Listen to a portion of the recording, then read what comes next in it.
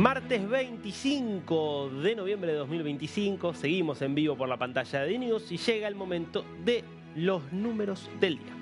Vamos con el primero de los números que tenemos hoy, un número que lo pone muy contento al presidente argentino, a Javier Milei, y habla de una suba en el registro del último mes, el mes de noviembre, de 17,5% en la confianza en el gobierno. Los vaivenes de la política argentina son realmente impresionantes. Hoy, en la Argentina, da la sensación de que hay una calma que sorprende. Calma en la economía, en el precio del dólar, e incluso en los precios en general. Calma en términos de que no hay protestas, no hay manifestaciones políticas, no hay polémicas, no hay escándalos. Es el mismo país que hace un mes estaba estallado, en una sensación de una gran crisis inminente. Bueno, estos vaivenes son los que hacen a la política y que explican que el presidente Milei y el gobierno de Milei, que había tenido una caída muy fuerte en la confianza hacia su gobierno, en los meses, sobre todo en el mes previo, los 2 meses previos a las elecciones de octubre, está viendo ahora un repunte que se había empezado a registrar en octubre y que se consolida ahora en noviembre. Esto que vas a ver ahora es el resultado de probablemente la encuesta política más confiable que tiene la Argentina, que es el índice de confianza en el gobierno que realiza una universidad, que es la Universidad Torcuato Di Tella, que le pregunta lo mismo desde hace 20 años. Es un set de preguntas a partir del cual se mide el nivel de confianza que tiene la gente en el gobierno. Y fíjate los vaivenes que estás viendo allí. Lo que estás viendo, acá están todos los gobiernos. En la parte final está justamente el gobierno de Javier Milei. La línea de puntos justamente diferencia el paso de un gobierno hacia el otro. Y lo que ves allí es justamente esa caída de la que hablábamos antes, que tiene que ver con que se aceleró la recesión, se dispararon algunos precios, el dólar empezó a moverse, la sensación era que se quedaba sin reservas el gobierno, empiezan a aparecer escándalos de corrupción que salpican al círculo íntimo del presidente. El Congreso empieza a votar un montón de cosas en contra del gobierno, empiezan a revertirle incluso 3 vetos presidenciales, es decir, una situación de muchísima tensión. Estamos hablando acá, ¿no? Esta puntita que ves hacia abajo, bueno, obviamente eso se termina de revertir, sobre todo a partir de la aparición del factor Scott Bessent, el secretario del Tesoro de Estados Unidos, con todo ese apoyo que le dio a el gobierno de Milei. Y hoy Milei, volvamos un segundo al gráfico, fíjate vos que a pesar de que es un presidente que ha hecho un ajuste muy fuerte sobre la economía, tiene un promedio de confianza que es de 2,44, va de 0 a 5 la confianza, es decir, si lo duplicáramos sería un promedio de confianza de 5 sobre 10, es decir, en torno a un 50% de aprobación, podríamos hacer un paralelismo, que es un promedio mayor al de todos sus antecesores, salvo Néstor Kirchner. Es decir, si ves el promedio, Alberto Fernández a esta altura de su gobierno ya estaba destruido y tenía terminó con un promedio de 1,69. Mauricio Macri a esta altura del gobierno estaba muy parecido a Milei, pero luego termina cayendo y termina con un promedio de 2,27. Cristina Kirchner en su segundo mandato termina con un promedio de 1,83. A esta altura de su segundo gobierno estaba muy, muy por debajo. En su primer gobierno termina con un promedio aún más bajo, 1,77. A esta altura estaba mucho más abajo. Lo que sucede es que hubo un antes y un después de la muerte de Néstor Kirchner. Disparó la imagen y la confianza en Cristina Kirchner. Y Néstor Kirchner fue el único que logró mantener a lo largo de todo su gobierno un alto nivel de confianza por parte de la gente. Bueno, veremos obviamente si seguimos viendo esta tendencia en los próximos meses que marcarían un nivel de confianza muy alto o si, como ha pasado en muchos otros casos, asistimos a un derrumbe producto de una crisis que pueda estar siempre a la vuelta de la esquina. Es parte de la historia argentina. Nos metemos con las caras del día. A ver. Ah, no, me falta un número. Recién el primer número. Me adelanté, perdón. Sepan disculpar. Me extendí. 12.000 años es la erupción de un volcán en Etiopía que estaba activo desde hace 12.000 años. O sea, fíjense de lo que estamos hablando y lo que son las imágenes de la erupción del volcán Haile Gubi. Es un volcán escudo, es en la región de Afar, esto es al noreste de Etiopía, muy cerquita de la frontera con Eritrea, que entró en erupción entre el domingo y el lunes, llegando a lanzar una columna de ceniza de hasta 14 kilómetros de altura. Creían muchos que era un volcán que estaba dormido, pero es parte de una tierra, de un planeta que está vivo. Un planeta que incluso en las zonas donde parece que no hay actividad, bueno, el movimiento de placas tectónicas genera que quizás no hubo actividad durante 12.000 años, que para nosotros es muchísimo tiempo, pero claro, para la historia del mundo es bastante poco. Y eso explica que de repente, quizás para nosotros es una eternidad, para la historia del mundo termina siendo una siesta nada más. Fíjense lo que es esa imagen desde el espacio, esa imagen satelital donde se ve hasta dónde llega esta columna de humo y una nube de ceniza que desde Etiopía llegó hasta Asia del Sur, llegó hasta Yemen, hasta Omán. Bueno, realmente impresionante, con muchos vuelos que debieron ser cancelados como consecuencia de, bueno, obviamente la disrupción del espacio aéreo. Bueno, por eso el segundo número del día son los 12.000 años en los que estuvo dormido este volcán. Ahora sí, las caras del día. La primera, es impactante ver esta cara asociada a este nombre, asociada a la política y a un político que está a punto mañana de ganar unas elecciones de cierta importancia en un país. Claro, es Adolf Hitler, se llama Adolf Hitler, claro, no tiene absolutamente nada que ver con el máximo criminal que ha conocido la humanidad, el máximo criminal político que ha conocido la humanidad. Es un homónimo muy particular. ¿De quién estamos hablando cuando hablamos de Adolf Hitler?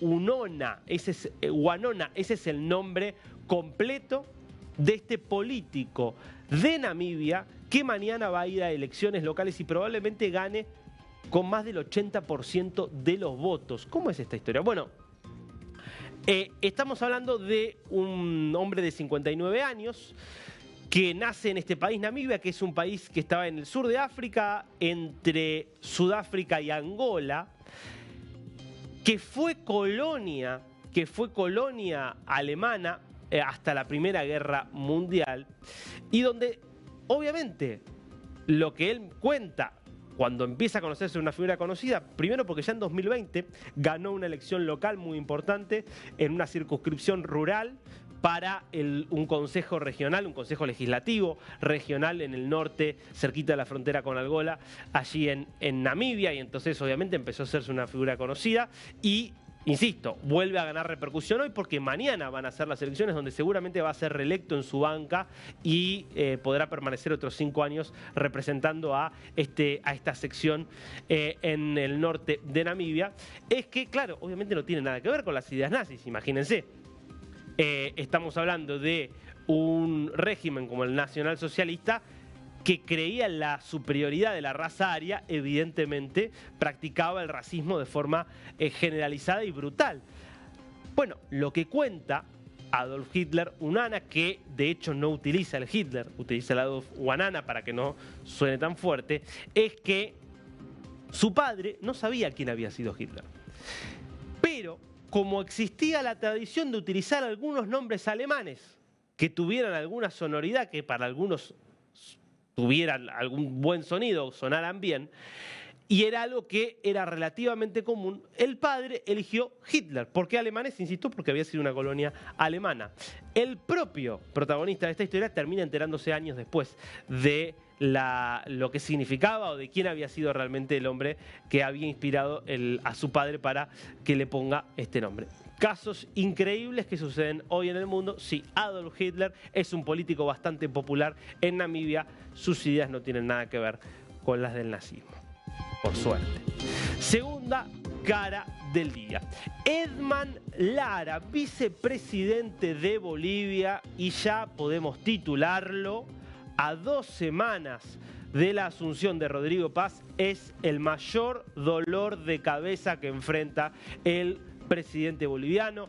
No es Evo Morales, no es la escasez de combustible, no son los problemas con el gas, no es el dólar que se dispara, no es la escasez, es Lara, el capitán Lara, que creyó que iba a ser una especie de copresidente de Rodrigo Paz, que no sabe prácticamente nada de cómo hacer política, pero sí de cómo comunicar y de cómo ser popular, y que entonces, hoy, como Rodrigo Paz no le da ese lugar acorde a las expectativas que tenía Lara, que probablemente eran expectativas irreales, parece que decidido a ir en contra del propio presidente. Yo quiero que escuches dos extractos muy preocupantes los dos para una persona que es vicepresidente y que está hace 2 semanas nada más justamente en el cargo. El primero diciendo que Rodrigo Paz no le atiende el teléfono y que quien gobierna no es Rodrigo Paz, sino Samuel Doria Medina. Escúchalo. Habíamos dicho que íbamos a eliminar cargos innecesarios. ¿Qué necesidad hay de tener vocería? No puede hablar el presidente no puede dirigirse al país, cargo innecesario, la vocería está de más, primero. Segundo, a Rodrigo Paz se le llama hace varios días y no contesta. La última vez que le llamé me dijo que me iba a devolver la llamada, no me ha devuelto. Siempre estoy abierto a conversar, pero digo la verdad y las verdades duelen. Aunque les cueste aceptar, las verdades duelen. Y el capitán Lara dice la verdad y va a seguir siendo la verdad.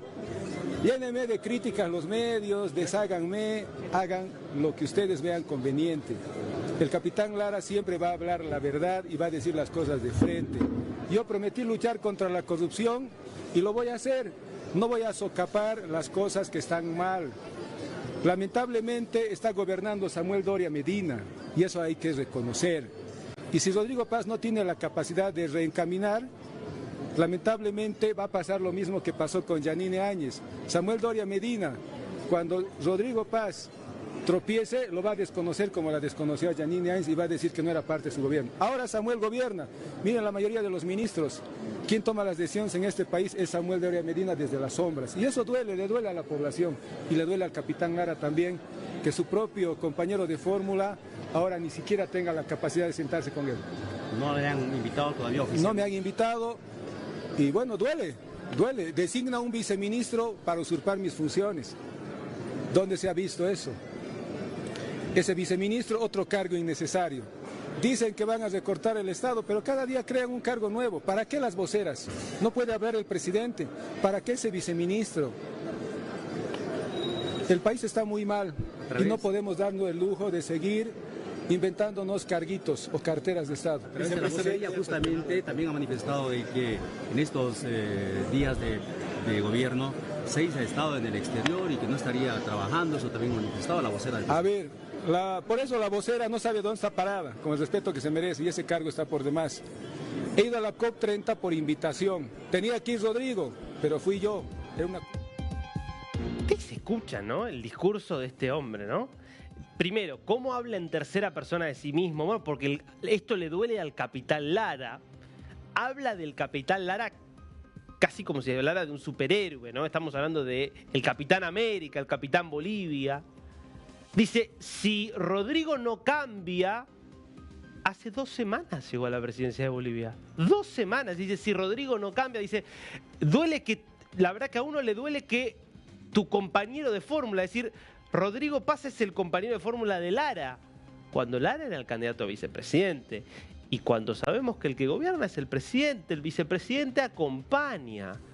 Bueno, está claro que Edman Lara creyó que él iba a cogobernar, que no entendió cómo eran las reglas, con el agravante de que es cierto que es muy popular. Porque sobre todo con estos videos en TikTok, este ex policía que dice que lucha contra la corrupción, se volvió muy popular. Y parece que está dispuesto a hacerle mucho daño al gobierno de Rodrigo Paz, porque mira lo que hizo después reunido con militares. Aquel que quiere lo justo, aquel que no le gusta la corrupción, aquel que no le somete, los medios de prensa vendidos siempre al gobierno de turno a cambio de publicidad, empiezan a atacarlo a uno. Pero ¿saben qué? Tengo la verdad y con la verdad he llegado donde estoy y más allá voy a llegar siempre y cuando ustedes me respalden. Siempre no podemos volver al pasado. Hemos abierto una puerta y vamos a abrir más puertas, pero es con lucha, pero sin violencia. Ahora ya no es la revolución del fusil, es la revolución del conocimiento. Por eso prepárense cada día más. Prepárense, somos capaces, como dice, la corrupción tiene que acabar porque nosotros tenemos que luchar. Nosotros no queremos convulsionar el país, nosotros queremos hacer una revolución democrática, queremos gente proba, una revolución. ¿Qué han dicho? Han dicho que iban a reducir el Estado, han creado un viceministro para usurpar las funciones del vicepresidente. Eso.